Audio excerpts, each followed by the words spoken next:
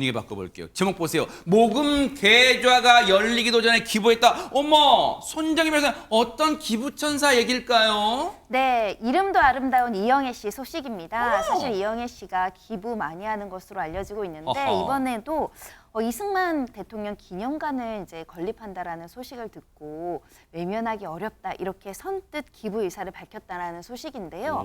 심지어는 기념관 건립 추진위원회가 8월 31일부터 이 모금을 시작했거든요. 근데 후원 계좌를 열기도 전에 한 달 전부터 이제 기부 의사를 밝혔다는 겁니다. 이영애 씨는 이승만 대통령이 가도 있지만 오늘의 자유 대한민국이 우뚝 솟아 있게끔 초석을 다져 놓으신 분이다라고 하면서 이 건립 모금에 이제 동참했다라는 소식을 전하고 있는데요. 또 올해뿐만 아니라 내년에도 이 건립을 위한 기부를 이어가겠다라고 밝혔습니다. 아니 근데 이종근 평론가님, 이영애 씨가 기부했다는 것도 뭐 놀랍고 반가운 소식이지만 그 기부 대상이 이승만 대통령 기념재단이란 말이에요. 그러면 기념관 건립이란 말이에요. 그러면 보세요. 이게 정치적인 의미가 안 담길래야 안 담길 수가 없다 보니까 본인이 부담도 됐을 텐데 여기에 기부를 했단 말이에요, 지금. 네, 그렇습니다. 요즘은 진영 정치잖아요. 모든 것들이 다 일반인들도 어떤 행위를 하면 다 정치적으로 읽히면서 한쪽 진영에서 욕을 하고 한쪽 진영에서 방어하고 이런 것들이 되풀이됩니다. 맞아요. 특히 그래서 연예인들은 더군다나 몸조심하고 말조심하고 하지 않습니까? 네. 당연히 이영애 배우도 비판이 막 이어지는 거 아니냐라는 걱정을 했을 텐데 네. 그렇지 않았습니다. 왜냐하면 이영애 씨의 편지 때문입니다. 어머. 이 편지에 이렇게 적혀 있습니다. 네. 우리가 역대 대통령의 잘못만 비난하기보다는 잘한 것을 칭찬하면서 화합을 한다면 아이들이 더 평안하고 좋은 나라에서 살게 되지 않을까 하고 소망한다 하면서 자신이 지금 박정희 대통령, 김영삼 대통령, 김대중 대통령, 노무현 재단 등 역대 대통령의 후원을 이어오고 있다라고 덧붙였습니다. 고인이 된 이런 대통령들에게 모두 다 후원을 한다라는 뜻을 밝힌 이상 이제 이영애 씨를 비난할 사람이 있을까 싶습니다.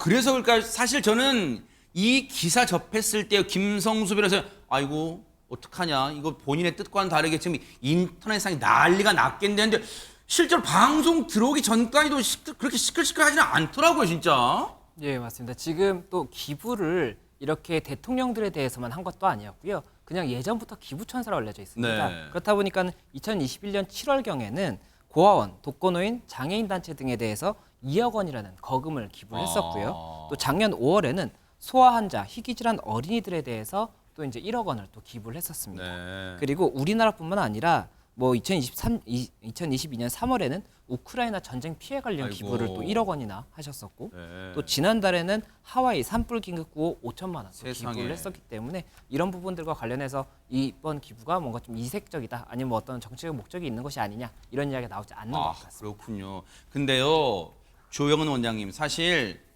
혹시 그렇게 생각하시는 뉴스파이터 애청자분은 그런 분 안 계실 거라 믿지만 혹시라도 삐딱한 시선 가진 분이 좀 있으시죠. 이래 아이고 돈 많으니까 부자니까 기부하겠지 뭐 라고 하겠지만 이게 돈 많다고 기부하는 건 또 아니잖아요. 그럼요. 부자라고 다 기부하는 거 아니고요. 네. 정말 마음이 있어야 됩니다.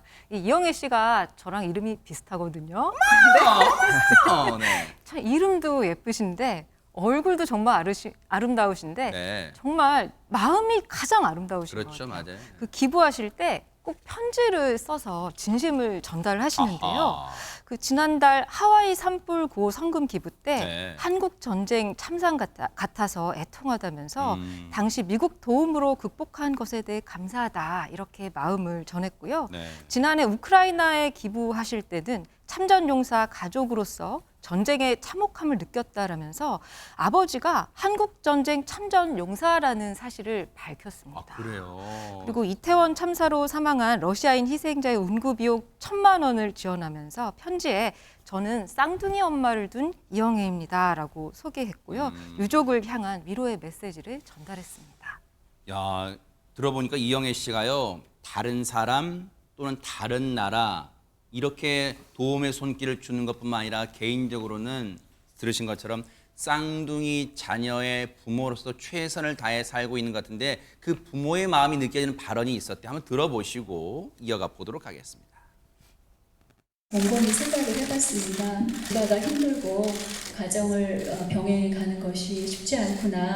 국가의 브랜드는 아이의 교육과 육아를 열심히 하시는 엄마와 그리고 아빠, 그런 가정이 국가의 브랜드가 아닐까.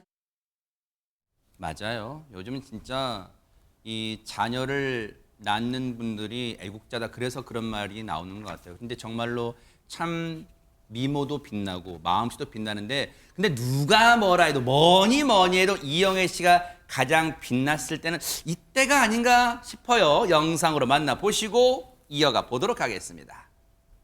스위스 군 법무단 소령 소피장이에요. 이 남은 하란 뭘까? 라면 먹을래요? 예뻐야 돼. 뭐든지 예쁜 게 좋아. 너나 잘하세요. 아이를 찾으러 왔어요. 김묘성 기자님, 사실 요즘 MZ 세대 분들은 이영애 씨 앞에 붙는 요 수식어 산소 같은 여자는 잘 모르실 수도 있어요. 아마도 잘 모를 것 같아요. 워낙 이렇게 좀 이렇게 역사적으로 평가받는 그런 작품에만 많이 출연하다 보니까 그냥 네. 대배우다, 굉장한 미인이다라고 정도만 알고 있는데, 하지만 이영애 씨의 연기를 보고 직접 경험할 수 있는 그런 작품이 조만간 나온다고 합니다. 뭐? 오늘 12월에 첫 방송을 앞둔 드라마가 있는데요. 야. 여기는 미스터리한 일을 파헤치면서 진실에 다가가는 여성 지휘자 역할을 맡았다고 그래요? 합니다. 그래서 이 지휘자에 걸맞게 머리도 아주 짧게 잘랐고요. 오호. 옷도 이 상체를 많이 움직이다 보니까 좀 이렇게 빅 사이즈의 큰 사이즈의 옷을 입으면서 오호. 지휘자에 걸맞은 모습으로 계속 변화하고 있다고 하고요. 네. 뭐 셀프 카메라 찍은 그 사진도 공개하기도 했는데, 무더운 여름에 촬영을 또 진행하면서 세상에. 머리에 뭐 이렇게 냉찜질을 하는 모습도 있고요. 오. 그리고 한강을 지나다니면서 이렇게 대본을 들고 있는 모습도 아, 저런 공개를 모습인가 봐. 네, 어머, 맞습니다. 세상에. 어머. 대본을 한 손에 쥐고 있는데 보일지 모르겠네요. 네. 와, 대박. 김묘성 기자님 막 말이 들리나 봐요. 네. 어머, 통했습니다. 네. 이렇게 공개를 하기도 했습니다. 많이 기대가 됩니다. 네. 늘 삶에서도 진지하고 프로지만 연기에서 정말 프로의 모습 여전히 잃지 않는 것 같아요. 정말 차기작, 정말 벌써부터 기대가 됩니다. 응원하겠습니다. 보고 계십니까? 대박 사건. 네, 안녕하십니까? 김명준입니다. 여러분과 함께하는 뉴스파이터. 다양한 소식과 뉴스를 보고 싶으시면 화면 오른쪽을 꾹 눌러 구독해 주시길 바랍니다. TV로도 유튜브로도 여러분께 한 발 더 다가가겠습니다. MBN 뉴스와 뉴스파이터를 사랑해 주셔서 고맙습니다.